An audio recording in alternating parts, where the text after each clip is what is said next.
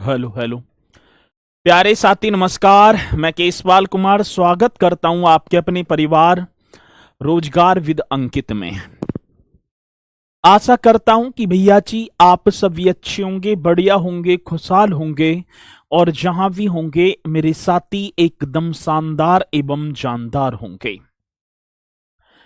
प्यारे साथी, शाम के बज चुके हैं 5 और आप सभी को पता है कि 5 बजे एक बहुत ही शानदार एवं जानदार महारा उत्तर प्रदेश होमगार्ड भर्ती 2025 को मद्देनजर रखते हुए ये रक्षक बैच चला हुआ है।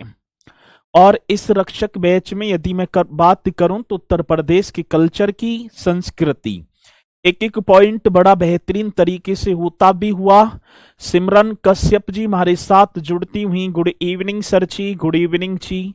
श्रीदेवी मौर्य भी हमारे साथ हैं और देखो सौरभ सिंह शिव चंद्र भी हैं, प्रशांत शर्मा जी और Devinder Kumar, Durgesh Maurya, Anuradha, good evening sir ji. तो एक बार सभी के सभी मेरे साथी जोरदार तरीके से मेरे साथ इस सेशन में जुड़ जाएंगे और फिर हम अपने इस सेशन को एक शानदार तरीके से स्टार्ट भी कर पा रहे होंगे। तो भैया जी आज कक्षा 5 होगी और भाई ठीक है ना, टॉपिक बड़ा है तो इसलिए कक्षा भी बड़ी होंगी। तो बाकी आपको धैर्य पूर्वक करते चलना है। जो पॉइंट मैं कराता चल रहा हूं उन्हीं सभी को नोट भी करते चलना, ठीक है।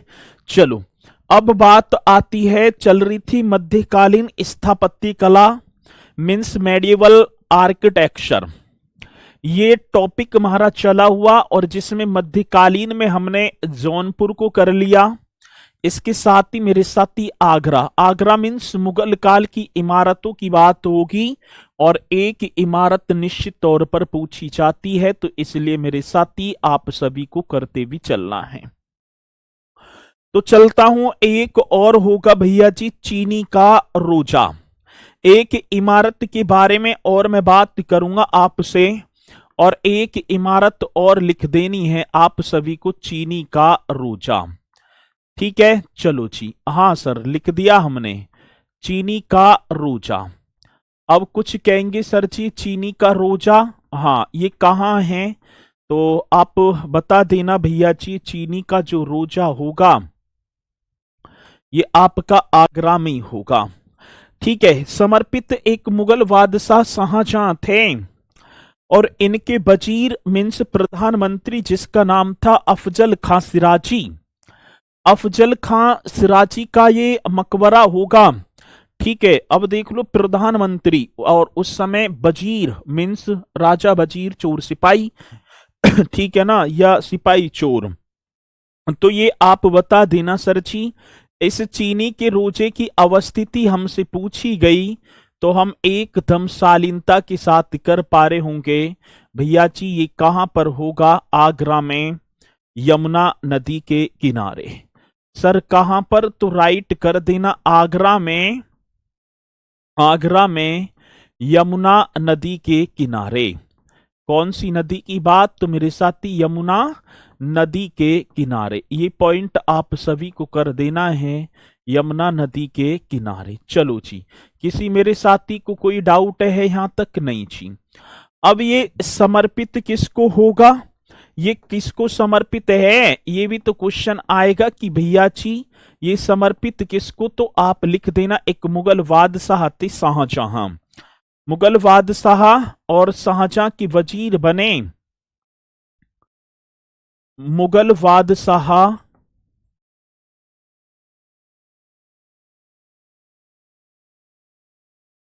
शाहजहां के,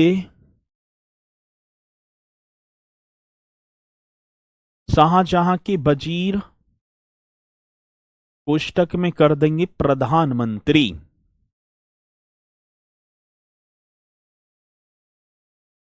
अफजल खान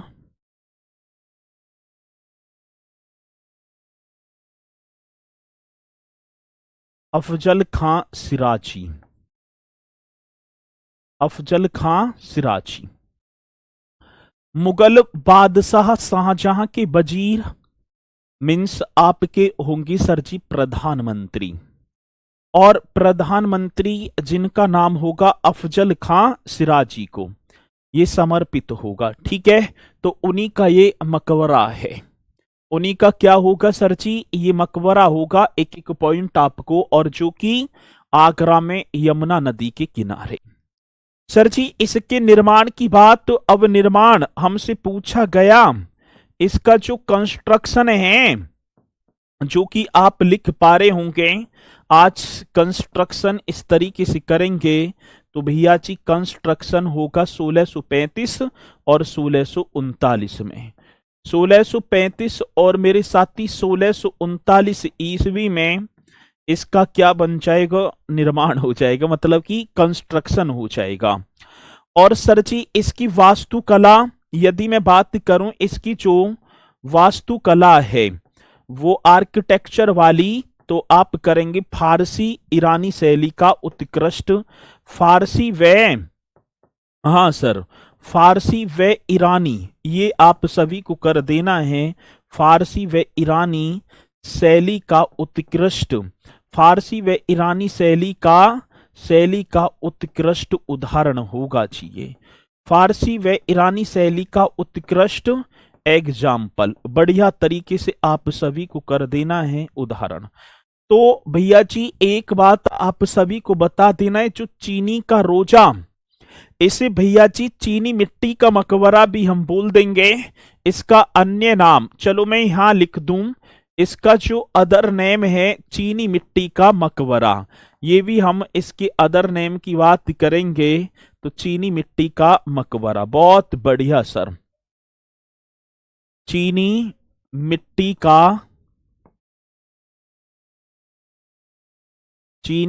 का मकबरा, ये पॉइंट आप सभी को लिख देना है। आगे बात समझ में, चीनी मिट्टी का मकबरा, तो ये आप एकदम राइट, चीनी का रोजा। अब नाम जब हम पहली बार सुनते हैं तो हमें भी अजीब सा लगता है कि चीनी का रोजा या चीनी मिट्टी का मकबरा कहाँ? आगरा में। किसको समर्पित? एक मुगल बादशाह शाहजहां के वजीर अफजल खान सिराजी को समर्पित है, जिसका कंस्ट्रक्शन 1635 से 1639 के बीच में हो जाता है, मतलब 35 से स्टार्ट होकर 39 तक होता है। वास्तुकला की बात, जिसमें फारसी व ईरानी, मतलब कि वैसे तो फारसी व ईरानी दोनों ही एक ही हो गए ये, ठीक है ना, मतलब कि फारसी एक ही बन जाएगा, फारसी कोष्टक में ईरानी, ठीक है ना। माफी चाहूंगा, ईरान का प्राचीन नाम फारसी तो था, फारस की खाड़ी शैली का उत्कृष्ट उदाहरण होगा। ये पॉइंट आप एकदम करेक्ट करेंगे। इसी के साथ 2-3 किले लिखवाऊंगा और फिर आगे चल जाएंगे आधुनिक भारत की या आधुनिक टाइम की या आधुनिक कला, जिसे हम पढ़ेंगे। ठीक है, चलो अब बात किसकी होगी? एक आप बताएंगे झांसी का किला। मुझे ये बताओ कि भैया जी ये झांसी का किला थोड़ा सा हटके है, पर आप ये बता दो कि झांसी का किला कहाँ स्थित है। वो झांसी की रानी, खूब लड़ी मर्दानी, वो तो झांसी वाली रानी थी। तो ये आप करेंगे झांसी का किला, राइट कर देना, जिसकी अवस्थिति झांसी में होगी। ठीक है, अब ये क्वेश्चन पूछा गया जब झांसी का किला, तो ये लोकेटेड भी कहां होगा? तो भैया जी आप राइट कर देना, जिसकी अवस्थिति हमसे पूछी जाती है, तो ये अवस्थिति कहां पर? झांसी में। झांसी का किला, ठीक है ना। झांसी में बंगरा नामक एक पहाड़ी पड़ती है। झांसी में आपने देखा होगा ना, ऊंचे पर बना हुआ है वंगरा, वो पहाड़ी जो है ना जिस पर बन रहा है ये, बंगरा नामक पहाड़ी पर। मेरे साथी कौन सी? बंगरा नामक पहाड़ी, राइट क्वेश्चन करेंगे, बंगरा नामक पहाड़ी पर। आगे बात समझ में। आज लोकेटेड, जिसकी अवस्थिति, हाँ सर, जिसकी अवस्थिति की बात करेंगे तो भैया जी आप एकदम राइट करेंगे, झांसी में बंगरा नामक पहाड़ी पर। सही है जी। कहाँ थे सर जी? यहीं थे भैया, कक्षा ही ले रहे थे। ठीक है, ये भी पॉइंट एकदम करेक्ट होगा जी। अब इसके कंस्ट्रक्शन की बात आई कि इसका जो निर्माण है, हाँ सर, इसके कंस्ट्रक्शन की तरफ आप चलो तो ये झांसी में भैया बंगरा नामक पहाड़ी पर तो स्थित होगा, लेकिन मेरे साथी इसके निर्माण की बात, एक ओरछा के राजा थे, ओरछा के राजा वीर सिंह जूदेव के द्वारा। तो आप निर्माण की बात कह रहे हैं तो ओरछा के राजा, ओरछा के राजा, राजा का नाम था वीर सिंह जूदेव। हाँ सर, कौन से? तो राइट कर देना, वीर सिंह जूदेव, इनके द्वारा भैया जी मतलब जूदेव द्वारा इसका निर्माण किया जाता है। तो सर एक ओरछा के राजा थे जिनका नाम था वीर सिंह जूदेव, इनके द्वारा झांसी के किले का कंस्ट्रक्शन करवाया जाता है। दूसरी बात, एक और आता है बरुआ सागर किला। एक किला और भैया जी आप कर देना, उस किले का नाम होगा बरुआ सागर किला। कौन सा? बरुआ सागर किला, राइट तरीके से कर देना है। बरुआ सागर किले की बात आई। अब सर बरुआ सागर किला आपका कहां पर होगा? झांसी में ही होगा। बरुआ सागर झील भी झांसी में ही है, और सर इसकी झांसी की बात होगी ना, इस बरुआ सागर किले की कंस्ट्रक्शन की बात, तो आप निर्माण साथ के साथ करती चलना। इसका कंस्ट्रक्शन किसने करवाया? जल्दी बताएंगे। ये भी ओरछा के राजा थे उदित सिंह। ये क्वेश्चन प्रीवियस ईयर के दोनों मतलब पूछे गए हैं। तो बुंदेला राजा कौन सी राजा होंगे? तो सर जी बुंदेला राजा उदित सिंह के द्वारा। बुंदेला राजा, राजा का नाम था उदित सिंह। आगे बात समझ में मेरे साथी, कौन से होंगे? तो बुंदेला राजा उदित सिंह के द्वारा इसका निर्माण करवा दिया। ठीक है, ये भी पॉइंट आप नोट करते चलना साथ के साथ। ये एक एक पॉइंट बड़ा बेहतरीन है, ये 2-3 किले ही करवाऊंगा, फिर बाद में भी करवाऊंगा। ठीक है ना, ऐसी करवाता चलूंगा तो सारी चीजें हो जाएंगी। फिर इसके बाद ये टॉपिक 2-4 दिन में खत्म होकर फिर उत्तर प्रदेश की प्रशासनिक व्यवस्था की तरफ हम चलेंगे। एक किला और करेंगे, ताल बेहट का किला। सर जी एक किले को और करेंगे और उस किले का नाम होगा ताल बेहट। ये भी आप सभी को लिख देना है, ताल बेहट का किला। आगे बात समझ में? हाँ सर, ताल बेहट का किला। अब ये ताल बेहट का जो किला है ये उत्तर प्रदेश के ललितपुर जनपद में है। सर जी ताल बेहट का किला ललितपुर जनपद, और भैया जी इसका निर्माण राजा मर्दन सिंह बुंदेला ने। निर्माण की बात आती राजा मर्दन, ऐसी कर देना, राजा मर्दन सिंह बुंदेल। बहुत बढ़िया सर जी, एकदम राइट कर देना, राजा मर्दन सिंह बुंदेल। कहीं कहीं भामा साहब भी आ जाता, वही नाम है। ठीक है, चलो सुशील कुमार जी बहुत बढ़िया, ऐसी करना और भैया जी हो जाएगा। ठीक है, तो सिलेबस भी हो जाएगा। पहले इन्हें करो तो सही, ज्यादा अफरा तफरी ना करेंगे, शांति को दान देंगे, एक एक पॉइंट को करती चलेंगे। तो एक बार जल्दी से प्यारा सा थंब का निशान और फिर आगे अगले क्वेश्चनों पर। ये वो किले जिन्हें आप घूमने भी जाते रहते हैं, और फिर हम बढ़ेंगे भैया जी अगले अपने पॉइंट की तरफ। गुरुजी गुड इवनिंग, बहुत बढ़िया, गुड इवनिंग जी। चलूं आगे। अब भैया जी एक और चीज आप सभी को करनी है, आधुनिक काल में स्थापत्य कला। अब एक हेडिंग और आप डालेंगे, आधुनिक काल में स्थापत्य कला, जो कि हम बता रहे थे। अब तक तो हमने एंशिएंट करवाया, मेडिएवल करवा दिया, तो आधुनिक काल में, आधुनिक काल में स्थापत्य कला, आर्किटेक्चर, स्थापत्य कला। अब ये भी आप सभी को करना है, स्थापत्य कला भैया जी। ठीक है, पॉइंट टू पॉइंट करेंगे, आर्किटेक्चर ऑफ मॉडर्न एरिया की बात है। ठीक है, तो स्थापत्य कला को हम क्या बोलेंगे? आर्किटेक्चर। ठीक है जी, मतलब कि आर्किटेक्चर की तो बात है,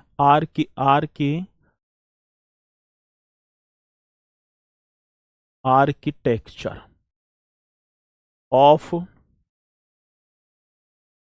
मॉडर्न एरा ही दे रखा है वहां, तो ठीक है ना। इस तरीके से कर देना, आर्किटेक्चर करेंगे भैया, एच और लगा देना आर्किटेक्चर। अब सही है, आर्किटेक्चर। चलो जी, ये पॉइंट भी अब देखो, होमगार्ड वाले बुक में जो टॉपिक आप पढ़ा रहे हैं उसमें तो बहुत कम मिल रहा है। करो तो सही, ठीक है ना, इन्हें करो कुछ वहां से कुछ यहां से, ऐसी हो जाएगा। अब चलते हैं भैया, एक आपने जो उत्तर प्रदेश की आधुनिक स्थापत्य कला है, उत्तर प्रदेश की आधुनिक स्थापत्य कला अवध के नवाब और अंग्रेजों पर केंद्रित थी। किस पर थी? तो आप बताएंगे अवध के जो नवाब आएंगे, अवध के वो फाउंडर शहादत खां और अंतिम नवाब बाजिद अली शाह। जो अवध में जितने भरवी राजा आए उन्हें नवाब बोला जाता था, इसलिए लखनऊ को नवाबों का शहर भी तो कहा जाता है। तो आप एक पॉइंट आप लिखेंगे सरची, क्या लिख देना है? उत्तर प्रदेश की आधुनिक स्थापत्य कला, अवध के नवाब और ये आधुनिक काल में स्थापत्य कला, तो यही लिख देंगे अवध के मतलब कि अवध के नवाब, अवध के नवाब वे अंग्रेजों पर केंद्रित थी। वे किस पर मेरे साथी? अंग्रेजों पर केंद्रित थी, ये कर देना है। वह इन पर केंद्रित थी, वे अंग्रेजों पर क्या थी मेरे साथी? केंद्रित थी। तो अवध के नवाब वे अंग्रेजों पर क्या थी सरजी? केंद्रित थी। ये भी पॉइंट आप करेंगे। बहुत बढ़िया नागेश सिंह तोमर जी, ठीक है। होमगार्ड में कितने फॉर्म पढ़े अभी ना पता पड़ रही, ठीक है ना, एक दो दिन में आएगी न्यूज़पेपर में, सभी पता चल जाएगी। अब भैया जी इसी में हम देखेंगे क्या क्या बना, और जितनी भर भी इमारत अधिकांशतः देखूं तो वो सारी की सारी कहां पर? लखनऊ में थी। और सर एक आ जाता है बड़ा इमाम बाड़ा। कुछ मेरे साथी लखनऊ के होंगे, उन्हें पता भी होगा बड़ा इमाम बाड़ा। जब जाएंगे हम बड़े इमाम बाड़े में, हाँ सर, और दूसरी बात इसे आसिफी इमाम बाड़ा भी बोलेंगे, क्योंकि आसफुद्दौला ने और आसफी मस्जिद भी है इसी इमाम बाड़े में, आसफी इमाम बाड़ा। तो बड़ा बेहतरीन क्वेश्चन होगा सर। तो आप क्या लिखेंगे? एक तो आसफी इमाम बाड़ा और एक मेरे साथी बड़ा इमाम बाड़ा। चलो ये दोनों के दोनों फैक्ट एकदम करेक्ट करेंगे, आसफी इमाम बाड़ा और बड़ा इमाम बाड़ा। सर जिसकी अवस्थिति आप सभी को पता है, मतलब कि या तो हम बड़ा इमाम बाड़े का अन्य नाम था आसिफी इमाम बाड़ा, जिसकी लोकेटेड हमसे पूछा गया भैया जी, तो आप लिखेंगे लखनऊ में, ठीक है। बड़ा इमाम बाड़ा कहाँ स्थित है? लखनऊ, राइट आंसर एकदम, हाँ सर भाई लखनऊ में तो है। बड़ा इमाम बाड़ा कहां पर है? लखनऊ में। अब इसके कंस्ट्रक्शन की बात, निर्माण, अब निर्माण कौन पहले बताएगा? निर्माण की भी एक बात होगी तो आप लिखेंगे कंस्ट्रक्शन। एक बात और मैं आप सभी को बताना चाहूंगा भैया जी, परसों को है सैटरडे, सैटरडे मीन्स हो गया शनिवार, परसों को क्या है? शनिवार। शनिवार को 11 बजे यूट्यूब पर एक मतलब कि स्टेनो RWA, ठीक है, मैं चैनल जो है बताऊं आपको, इस तरीके से कर लेना, स्टेनो RWA नया चैनल बना है, स्टेनो RWA पर मेरी कक्षा होगी उत्तर प्रदेश के साहित्यकारों की। तो सभी को जुड़ना है, क्योंकि साहित्यकार से एक क्वेश्चन पूछा जाएगा अब क्योंकि यूपी पुलिस को यदि मैं आधार मानूं तो आया क्वेश्चन जन कितनी बार कि महादेवी वर्मा का जन्म उत्तर प्रदेश के कौन से जनपद में हुआ। राष्ट्रीय कवि मैथिली शरण गुप्त के पिता का नाम क्या था। ऐसी तो क्वेश्चन आता है। मुंशी प्रेमचंद जी के बचपन का नाम क्या था। तो उन सारी चीजों को हम कराएंगे उस कक्षा में, और मुझे पूर्णतः विश्वास है कि आप सभी के सभी आएंगे, और आएंगे तो कुछ पाएंगे, और नहीं तो भैया बड़े बूढ़े इनकी कहावतें खड़े लखाएंगे।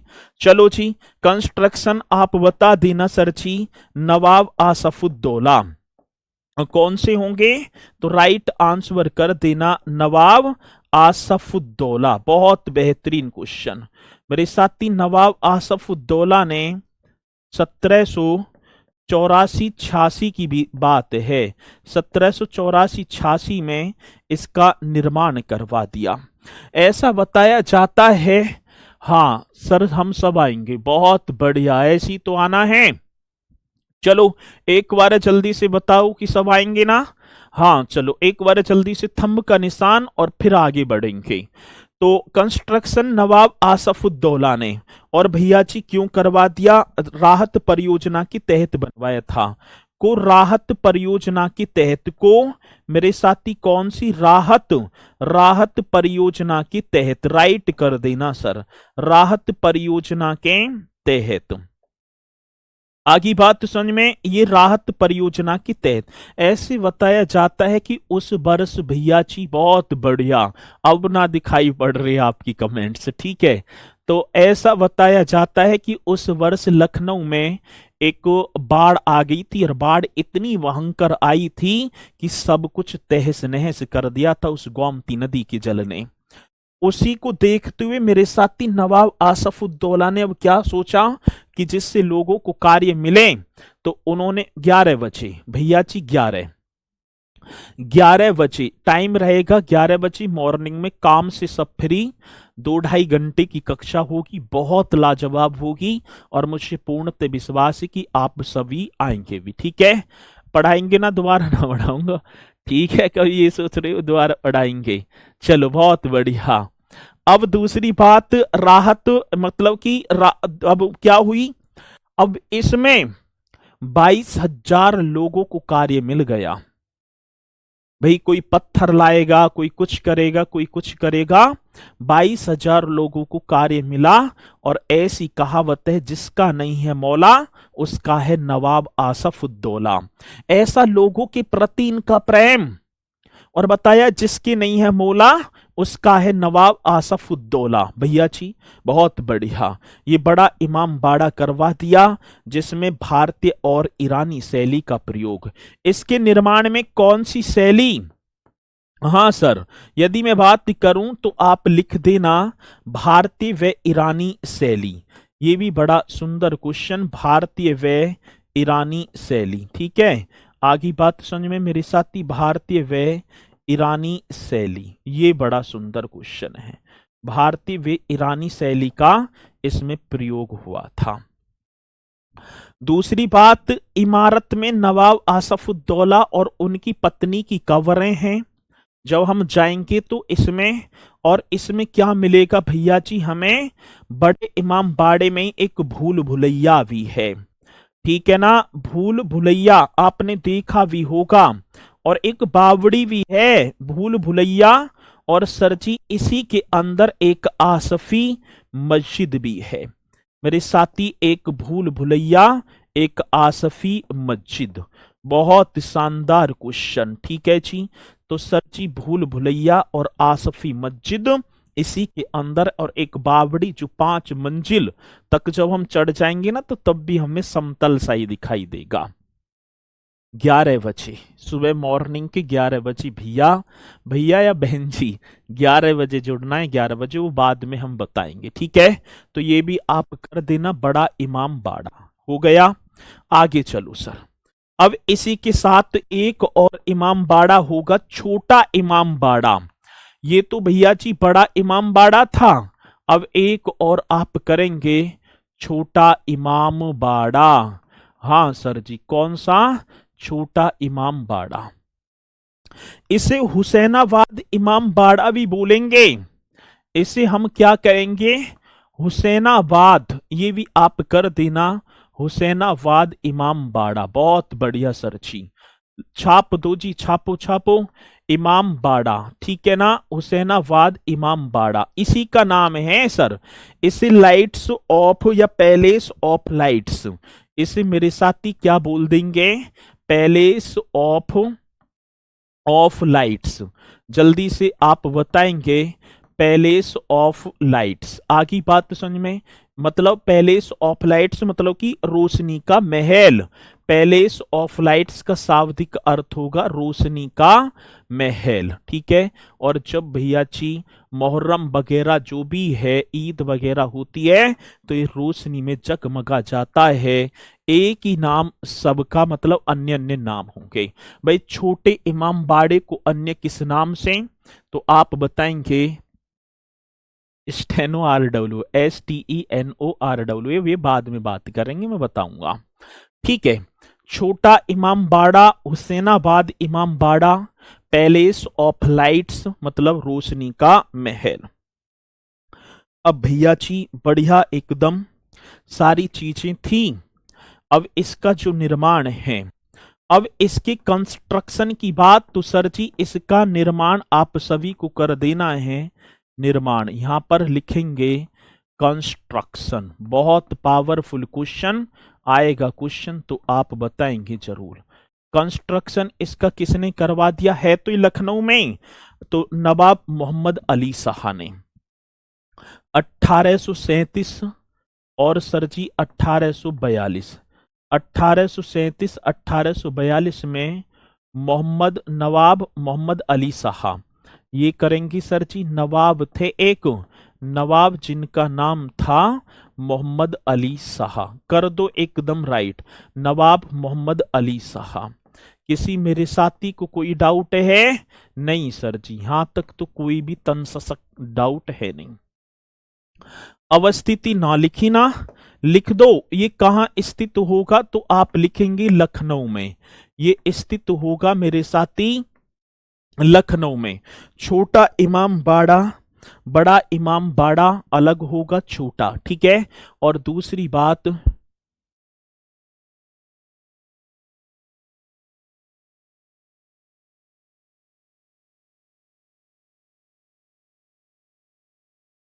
चलो ये भी हो गया। अब दूसरी बात, इस इमाम बाड़े के अंदर मोहम्मद अली साहब व उनकी माता का, ये जो मोहम्मद अली शाह व इनकी माता का मकबरा, ये कब्र है, ये कर देंगे। चलो बहुत बढ़िया। अब इसी के साथ मेरे साथी एक और चलेंगे, एक होगा आपका रूमी दरवाजा। भाई रूमी दरवाजे से बहुत क्वेश्चन आया, आप एक हेडिंग डाल पा रहे होंगे रूमी दरवाजा। ये वही रूमी दरवाजा है जहां से भैया जी मछली का जो चिन्ह अपने राज के चिन्ह में लिया गया है। तो आप रूमी दरवाजा एक बार लिखेंगे और जिसकी अवस्थिति भी आप करेंगे सर जी, इसकी अवस्थिति होगी भैया, रूमी दरवाजे की अवस्थिति लखनऊ में है ना। ये सभी के सभी ये कहां लोकेटेड होगा? तो आप राइट कर देंगे लखनऊ। और इसका निर्माण भी नवाब आसफुद्दौला ही करवाएगा। इसका कंस्ट्रक्शन भी भैया जी, यदि मैं बात कर पाऊं इसकी कंस्ट्रक्शन की, तो आप राइट कर देना नवाब आसफुद्दौला। इसका निर्माण भी सर जी नवाब आसफुद्दौला। बहुत बेहतरीन क्वेश्चन है, आसफुद्दौला, ठीक है। और कब ये भी अलग, इसे अलग बनवाना स्टार्ट कर देता है? 1784 और 1786 में। 1784-86 में नवाब आसफुद्दौला ने रूमी दरवाजे का निर्माण करवा दिया, ठीक है। ये बात आ गई आपके समझ में? ठीक है, जिसको ना दे मौला उसको दे आसफुद्दौला, और यही तो बात थी। अब दूसरी बात क्या है भैया जी, ये भी अकाल के दौरान ही बनवाया था। और इसके वास्तुकार जो आर्किटेक्चर थे, किफायत उल्ला खां। भैया जी वास्तुकार की बात आई तो आप राइट करेंगे वास्तुकार किफायत उल्ला खां। किफायत, हाँ सर, किफायत उल्ला खां, ये आप सभी को कर देना है। और ये किसकी वास्तुकार, तो मेरे साथी आप बताएंगे वास्तुकार होंगे रूमी दरवाजे के। अब दूसरी बात, अवधी वास्तुकला जिसमें मुगल, फारसी और तुर्की शैलियों का मिश्रण है। अब इस ये जो शैली कौन सी में बना है, आज आप लिख देंगे शैली की बात होगी, शैली। तो मेरे साथी अवधी वास्तुकला, कौन सी वास्तुकला की बात है, तो अवधी वास्तुकला, ये राइट क्वेश्चन होगा जो कि आप सभी को करना होगा, अवधी वास्तुकला ये होगा। ठीक है, और अवधी वास्तुकला में देखें तो जिसमें मुगल शैली भी प्रयोग करती, जिसमें मुगल, ठीक है ना, और 3-4 शैली फारसी और तुर्की शैली का मिश्रण है। और मेरे साथी कौन सी, तुर्की शैली का मिश्रण है, ये क्वेश्चन होगा, तुर्की शैली का मिश्रण है। आगे बात समझ में, चलो जी, एकदम राइट क्वेश्चन होगा सर जी। ठीक है, अब अवधी वास्तुकला जिसमें मुगल, फारसी और तुर्की शैली का मिश्रण है, ये पॉइंट भी आप करेंगे। ठीक है, हाँ थ्योरी पढ़ाऊंगा, ठीक है, थ्योरी पढ़ाऊंगा तो बहुत बेहतरीन कक्षा होगी, आप आएंगे। ठीक है, चलो अब दूसरी बात ये भी हो गया सर जी, इसकी जो वास्तुकला है वो इस्तांबुल तुर्की में पड़ता है, बॉब ए हुमायूं की तर्ज पर बनाया गया है। ठीक है ना, इसकी जो वास्तुकला होगी ना, ये बहुत इंपोर्टेंट क्वेश्चन चल रहे हैं।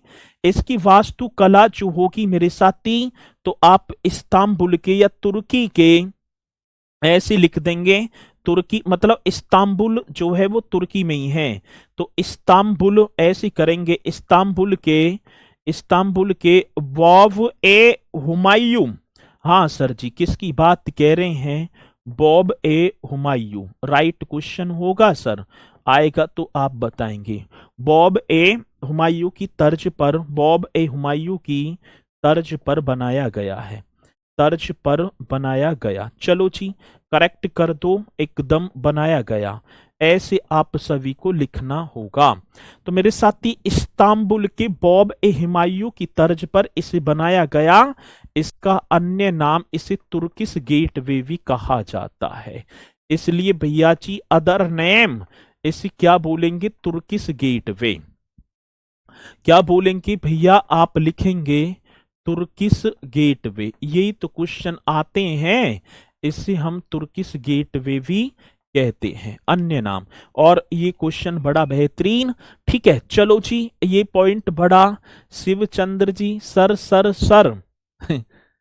शादी करवा दीजिए, अब यू भी समस्या ही है भैया, करवाऊंगा, ये एकदम राइट होगा सर जी, इस्तांबुल के बॉब ए हुमायूं की तर्ज पर इसे बनाया गया है, शैली ये हो गई सारी चीजें। अब दूसरी बात, अब इसके आकार की बात आई, सर इसका आकार क्या है, तो आप लिखेंगे भैया जी ये 60 फीट तो ऊंचाई इसकी, एक तो यही तो क्वेश्चन आया था अभी, किसमें आया था, असिस्टेंट जूनियर असिस्टेंट के पेपर में।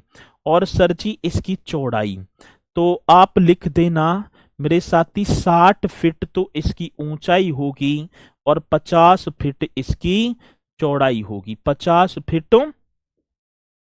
फीट इसकी चौड़ाई।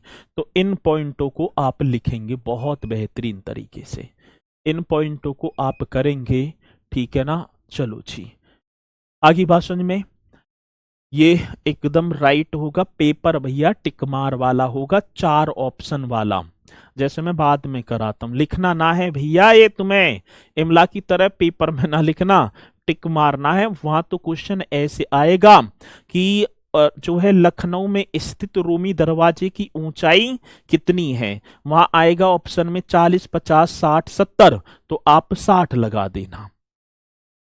ऐसे क्वेश्चन आ जाए कि लखनऊ में स्थित रूमी दरवाजे का वास्तुकार कौन था? किफायत उल्लाह खान था। इसका निर्माण किसने करवाया? तो ये बात होगी नवाब आसफुद्दौला ने।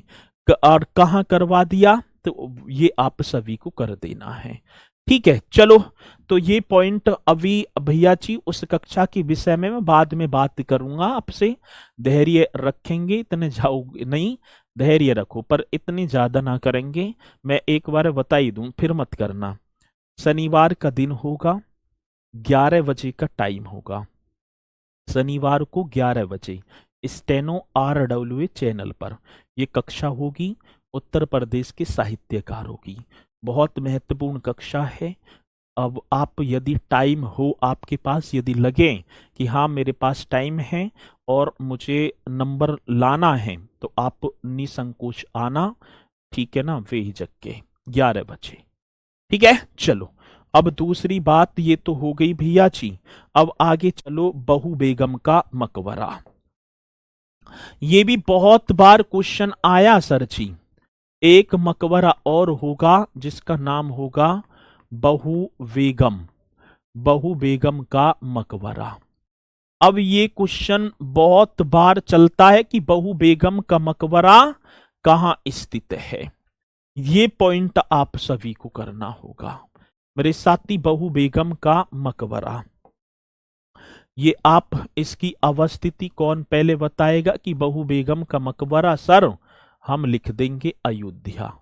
बहू बेगम का मकबरा मेरे साथी राइट कर देना आप, अयोध्या। बहुत बढ़िया सर।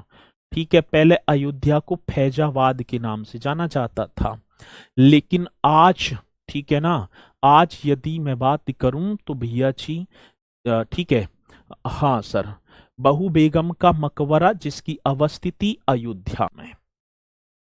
निर्माण नवाब आसफुद्दौला शुजाउद्दौला द्वारा प्रिय पत्नी उन्मतुज्जोरा, ठीक है ना, उन्मतुज्जोरा बानो बेगम उर्फ बहू बेगम की याद में। ठीक है, इसकी कंस्ट्रक्शन की बात होगी ना, तो आप लिखेंगी भैया जी कंस्ट्रक्शन, एकदम शानदार तरीके से। तो शानदार तरीके से कर देना। तो आप लिख देना नवाब थे, अवध की नवाब हैं, अवध के नवाब, नवाब शुजाउद्दौला। नवाब शुजाउद्दौला ने, अवध नवाब शुजाउद्दौला ने अपनी प्रिय पत्नी, ठीक है ना, अपनी प्रिय पत्नी, जैसे शाहजहां ने अपनी प्रिय पत्नी मुमताज महल के, ठीक है ना, स्मृति में, तो नवाब शुजाउद्दौला ने अपनी प्रिय पत्नी, ठीक है ना, ठीक है, नाम भी उसका जो है उन्मतुज्जोरा, ठीक है, ये कर देना उन्मतुज्जोरा, ये होगा सर जी। ठीक है, उन्मतुज्जोरा बानो बेगम, ठीक है, बानो बेगम। इसे हम बोलेंगे उर्फ, मतलब उर्फ दो नाम ना हो जाते किसी का, उर्फ बहू बेगम, उर्फ मेरे साथी बहू बेगम की याद में, बहू बेगम की याद में। और सेम इसमें भी भैया जी इसी तरीके से, ठीक है, इसकी आकृति, इसका कंस्ट्रक्शन ऐसे झलकता है जैसे ताजमहल, तो इसलिए इसे पूरब का ताजमहल कहते हैं। भैया जी इसे क्या कहा जाता है? तो आप लिख देना पूरब का ताजमहल। मेरे साथी क्या बोलेंगे? पूरब का ताजमहल। याद करते चलना है। तो पूरब का ताजमहल, बहू बेगम का मकबरा, जो अयोध्या में स्थित होगा और जिसकी वास्तुकार दारव अली खान। हाँ सर जी, आर्किटेक्चर, वास्तुकार की बात मेरे साथी, तो आप लिखेंगे वास्तुकार होंगे दारव अली खान। हाँ सर, ये आप सभी को कर देना होगा, दारव अली खान। आगे बात समझ में सर, दारव अली खान। चलो जी, मतलब वास्तुकार होंगी दारव अली खान। स्थापत्य शैली नवाबी होगी। स्थापत्य शैली की बात आई तो मेरे साथी इसकी स्थापत्य शैली जो होगी वो कैसी होगी? नवाबी। स्थापत्य शैली मेरे साथी वो बन जाएगी नवाबी। नवाबी कर देना। इसकी स्थापत्य शैली नवाबी, नवाबी। चलो जी, एकदम राइट होगा। तो बहू बेगम के मकबरे की भी बात आ गई। आगे बात समझ में? हाँ सर, बहू बेगम का मकबरा आगरा का जो है, एतमाद-उद-दौला किसने बनवाया था? नूरजहां ने। एतमाद-उद-दौला का मकबरा बनवाया था नूरजहां ने। ठीक है, ये भी पॉइंट आप सभी करेंगे बढ़िया तरीके से। एक बार जल्दी से बताएंगे पॉइंट आप सभी की समझ में आ रहे हैं? भैया जी, ये पॉइंट आप सभी की समझ में आ रहे हैं या ना आ रहे? जल्दी बताओ।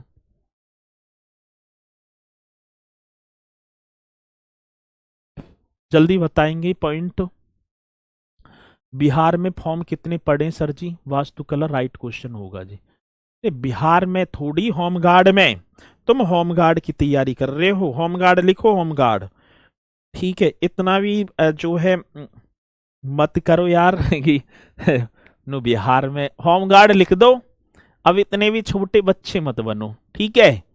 चलो जी, ये पॉइंट एकदम करेक्ट होगा। शैली और वास्तुकला, शैली का मतलब है किस शैली में इन इमारतों का निर्माण हुआ। अब हमारे यहाँ तो घरों का नहीं, सीधी सादी चिनाई हो गई, लेकिन आपने देखी होगी जो इमारतें वगैरह हैं, ये मकबरे या मैं देखूं किले वगैरह हैं, कटिंग पटिंग दुनिया भर की किस तरीके से बने होते हैं, तो वो अलग अलग जो है जगह की चीजों को देखा जाता है वहां। और वास्तुकला होती है, यही शैली वगैरह और वास्तुकला एक होगा, और वास्तुकार होता है जो उसका डिजाइन करता है। ठीक है, चलो। अब इसी के साथ ये हो गया पूरब का ताजमहल, और पूरब का ताजमहल हो गया भैया जी बहू बेगम का मकबरा। आगे बात समझ में? चलो, अब इसी के साथ आगे बढ़ो भैया जी, एक होगा मोती महल। कौन से महल की बात सर जी? एक और महल पर चलेंगे, और महल का नाम होगा मोती महल। ये भी आप सभी को एक हेडिंग डाल देनी है, मोती महल। भैया जी ये मोती महल कहां? तो आप लिखेंगे सर जी इसकी अवस्थिति होगी लखनऊ में। इसकी अवस्थिति कहां? सर लखनऊ में। इसका कंस्ट्रक्शन, मोती महल, अब मोती महल, यही तो क्वेश्चन आते हैं कि लखनऊ में स्थित मोती महल का निर्माण मतलब कि कंस्ट्रक्शन किसने? शहादत अली खान ने। किसने करवाया था भैया जी? शहादत अली खान। बहुत बढ़िया, चलो जी, शहादत अली खान, ये राइट कर देना है। ठीक है, शहादत अली खान ने इसका निर्माण करवा दिया मोती महल का। और मुबारक मंजिल और शाह मंजिल मोती महल की दो अन्य इमारत भी हैं। तो आप लिखेंगे साथी, एक नाम होगा मुबारक, मुबारक मंजिल। जी सर जी, कौन सा? मुबारक मंजिल और शाह मंजिल। मुबारक मंजिल और मेरे साथी कौन सी मंजिल? तो राइट कर देना शाह मंजिल। इस तरीके से करेंगे, मुबारक मंजिल और शाह मंजिल मोती महल की। हाँ सर जी, कौन सी महल की? मोती महल की। मोती महल की दो इमारतें हैं। दो क्या होंगी सर जी? इमारतें हैं। ये भी आप सभी को कर देना है, दो इमारतें हैं। चलो जी, आगे बात समझ में?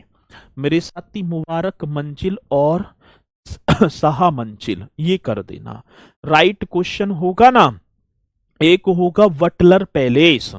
एक और मेरे साथी एक क्वेश्चन और पूछा गया, वटलर पैलेस, ये भी आप सभी को कर देना है। वटलर पैलेस ये कौन थे? ठीक है ना, वटलर पैलेस जो ये भैया जी अवध के मतलब कि रेजिडेंट वगैरह रहे थे। और ये लखनऊ में जिसका निर्माण ब्रिटिश सरकार के द्वारा, ये भी बटलर पैलेस मेरे साथी लखनऊ में होगा। निर्माण इसका 1915 में ब्रिटिशों के द्वारा, और वास्तुकार थे सरदार हीरा सिंह। ठीक है, वास्तुकार आप लिख देना सरदार हीरा सिंह। कौन सी सिंह? सरदार हीरा सिंह। चलो जी, आगे बात समझ में? हाँ सर, ये पॉइंट आपको करने हैं एकदम बेहतरीन तरीके से। अब भैया जी ये आप सभी ने करे होंगे शालीनता के साथ, और मुझे पूर्णतः विश्वास है कि ये पॉइंट आपकी परीक्षा के लिए बहुत इंपॉर्टेंट हैं। तो आप इन्हें एकदम राइट तरीके से करते भी चलना और साथ के साथ याद करना। अब मैं दोबारा अब बताना चाहूंगा आप सभी को, ध्यान से सुनना एकदम। जो ध्यान इधर उधर भटका हो उसे मेरी तरफ आकर्षित कर दो, बस 10 सेकंड के लिए। सैटरडे, सैटरडे मीन्स शनिवार।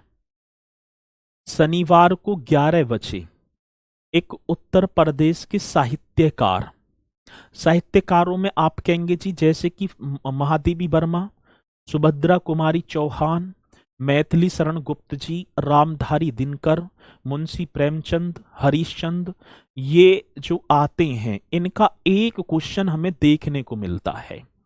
तो उसका मैं बात बताऊं, उसका मैं क्लास, उसकी एक क्लास लेकर आ रहा हूं 11 बजे शनिवार को। स्टेनो RWA, STENO RWA, तो स्टेनो RWA पर आप देखना, वहां मैं आपको मिलूंगा। तो सभी को ठीक है ना, जुड़ना है 11 बजे। और प्रति एक सैटरडे एक मुहिम चलाऊंगा जो आपके लिए और बाकी जो तैयारी कर रहे हैं उत्तर प्रदेश में कि शनिवार को इस तरीके की कक्षा हो। आगे बात समझ में? तो अब एक बार जल्दी से थंब का निशान लगा कर बता दो और उस कक्षा को इतना ठीक है ना देखना और इतनी जो है प्रचार प्रसार करना कि लोगों को पता चले कि हाँ भैया जी हमारे लिए एक जो है परिवार है हमारा जो इतने संघर्ष और इतनी मेहनत में है। ठीक है, तो आप सभी को पता है ना। चलो तो एक बार जल्दी से थंब का निशान स्पीड के साथ, अब पता चल गई होगी ना सभी को, तो स्पीड के साथ एक बार थंब का निशान और फिर हम मिलेंगे कल आपसे, और कल के बाद फिर मैं आपसे मिलूंगा सैटरडे को। ठीक है, सैटरडे को 11 बजे, सैटरडे को 11 बजे। तो आज से ही प्रचार प्रसार करना स्टार्ट कर देना बढ़िया तरीके से। ठीक है, वहां जगह जब अभी जाओगी तो वहीं मेरी क्लास वो मिल भी जाएगी, शेड्यूल वगैरह हो भी गई है। मैंने वहीं पर एक जो है इंफॉर्मेशन की वीडियो बना दी, वहीं से लो और फैला दो। ठीक है, तो सभी बोलेंगे सर जी जय हिंद जय भारत।